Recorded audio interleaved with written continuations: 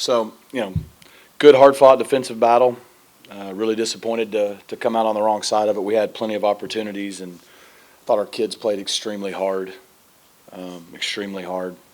Even though we didn't play well on offense, our guys on offense played really hard, and our guys on defense played really well and got the turnovers we needed, and our kicker was excellent. But, from a statistical or just a looking at a standpoint, can't be 2 of 5 in the red zone and 3 of 16 on third down and win very often. We had our chances, and proud of our kids, play their guts out. I just didn't do a good enough job of pushing us through and winning the game, and that's my job. So, questions? Where do you go on the offensive line just after tonight? Just a lot of pressures, and obviously Ja'Kai went down at one point. Yeah, the Ja'Kai going down was critical because we got the ball on the 3 and about went under center. Probably still should have. I mean, J.O.'s done it plenty, but called a different play. Still should have been fine, and we get a hold, which was critical. But he was able to come back. Ja'Kai was. I think we had early in the game, you could tell we were struggling. We gave up some sacks early. We just were doing some things. It wasn't as much physical as it was maybe some mental busts. I thought Garen did a good job getting the right 5 in there to settle it down. So, we got time to evaluate. I still think our top 8 guys are who they are. But we settled down and played better, but the first quarter was really rough. We were going backwards. Yeah. Yeah, look, I mean, obviously the question is fair and right. We went into the game with the plan of predominantly playing Preston. Told Kevin we planned to put him in the third series. It wasn't a guarantee. If we would have gone down and scored the first 2 drives, we weren't going to do that. But we weren't going to go back and forth. It's not fair to either one of them. First 2 drives were really poor offensively. And, so we went to Kevin, which was, again, part of the original plan. And then, he gave us a spark. We went down. I think that's the drive we had 4th and 1 and didn't convert. But we moved it, had our best drive yet. So we made the decision to give him another drive. Then we went down and got a field goal and got points. And so at that point, you're kind of, I don't think the first 2 drives were all on Preston by any means, but we were moving the football. We still put Preston back in there, and again, we had a protection bust up front. It wasn't Preston's fault. We take a sack, we go backwards, we're 3 and out. And so you got to look at it at that point and go, look, it's not personal, it's not on a person. It's when Kevin was in there, the offense was at least moving the football down the field, and we were getting either points or opportunities to get points. And so as a staff, we just all made the decision to go with that the way the game was going. And we did play. We moved the ball, but we didn't score any points. So that's kind of how it unfolded.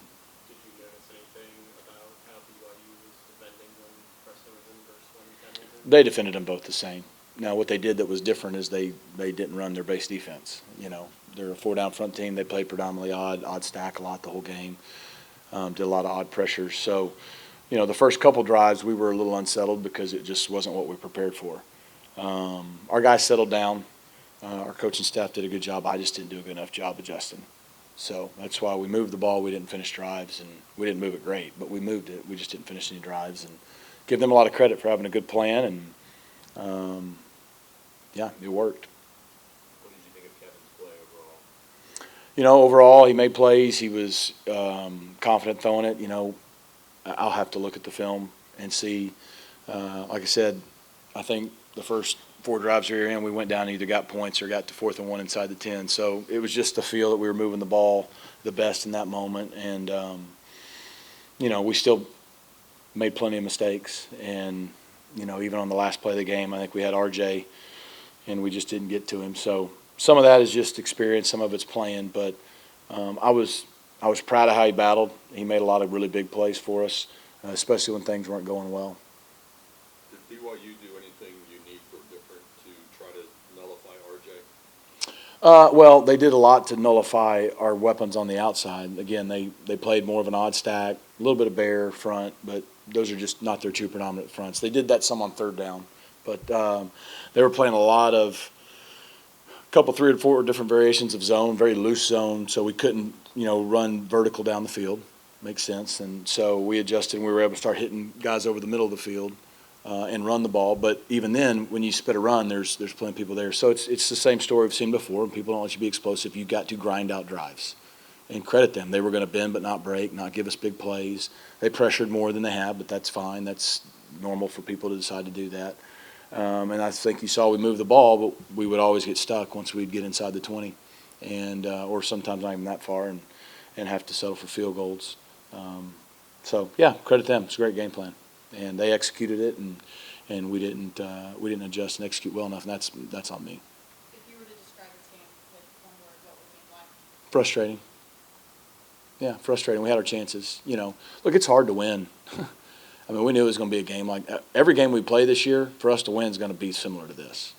Maybe it's 18-15, maybe it's 38-35. It doesn't matter. Like, it's going to be tight. It's going to be close. You're not going to roll people. That's not what happens most weeks when both teams show up and play hard and play physical.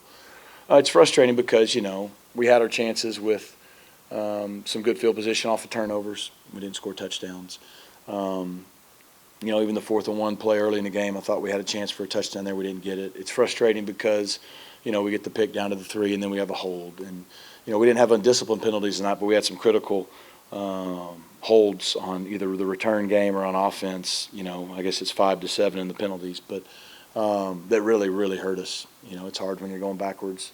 It's frustrating because our guys played hard and they played physical. I mean, there's no question that we were just as physical as them, and we played just as hard as them. And, credit Kalani with that great call on 4th and 1 late in the game. To go for it there is gutsy, and they executed a great play and got it, and they won the game. You talked about how early on you're still transparent with this team's identity is performance on tonight. How much do you feel like it's tied to what the defense is doing right now? To what What the defense is doing. our defense. Yeah, what your defense is doing and what they kind of came up with the big plays. I think that's our defense. I think they're going to battle. I think they're going to get after people and cause turnovers. I thought they played really well. We didn't score enough points. So I may not be answering your question very well because I don't totally understand the identity part about the defense. That's the identity we think our defense will have. So I'm proud of that. And tonight we didn't score enough points on offense, and the guy calling the plays is sitting right here, and he didn't get it done. How much of a sense did you get on the red zone mistakes? Was it guys pressing, obviously 2 turnovers, you mentioned a holding call, or was it just a product of just going against a scout? I got to see.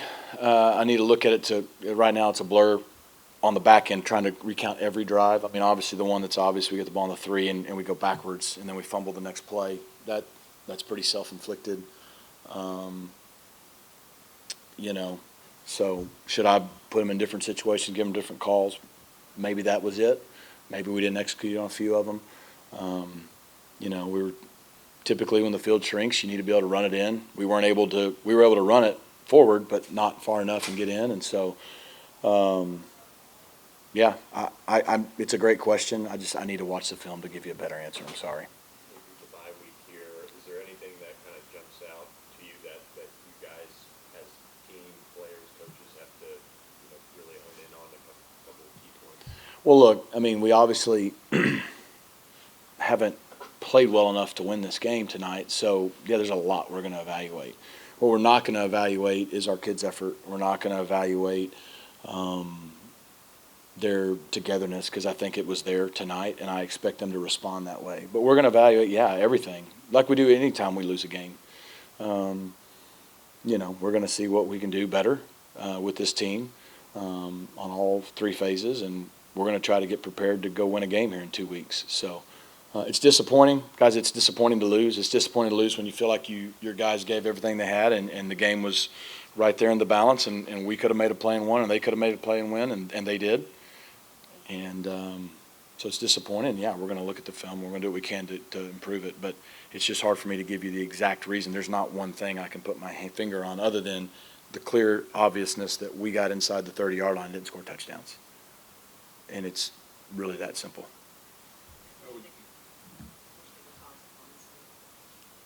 Colin, I mean, it was great. I mean, he hit 5 field goals, 2 over 50, I believe, especially in the first half, which was kind of into the wind the way it was in pregame. And then the last one, and it was clutch. we had to have it to tie the game and give ourselves a chance, and he made it. So, yeah, really proud of him tonight. You set two records tonight, one for field goal leading, and then the other ties the career record at SMU. How important is he to this program? I thought he really started kicking the ball well the second half of last year, and even in the conference championship game, which led him to be an all-conference kicker. And I think his only miss of the year is over 50 right now, and so he's kicked the ball really well the first 3 games. And even when you are moving the ball and scoring touchdowns and things that we need to do better, you're going to have clutch kicks you need in games to win. And it was good for him to get that confidence tonight. And yeah, I mean, he's so far proven to be a pretty consistent guy for us. When he got here as a freshman, you talked about him as a guy with a load of talent, but some inconsistency.